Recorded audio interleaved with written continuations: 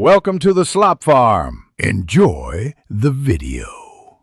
You begin by verifying the essential prerequisites. Your phone must support eSIM and be unlocked, and you need an Ubigi account or purchase code. Open Settings and locate the Cellular or Mobile Data section, then choose Add eSIM. This starts the secure provisioning flow. Once done, scan the Ubigi QR code or enter the activation code manually. Do this on a stable Wi-Fi connection because the eSIM profile downloads over the internet, and make sure battery is above 20%. Now you install and configure the Ubigi profile. When the profile appears, accept the carrier permissions and give it a clear label so you can manage it later. Assign whether this eSIM will be used for cellular data, voice, or both. If you keep a physical SIM, specify which is primary.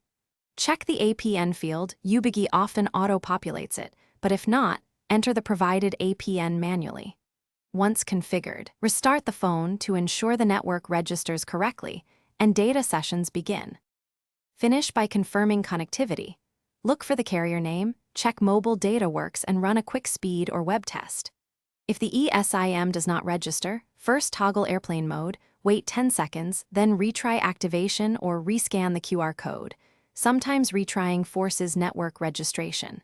If problems persist, remove the eSIM profile and reprovision it, or contact Ubigi support. Provide your device model, OS version, and activation code so they can trace provisioning and resolve SIM authentication issues quickly. Thanks for watching.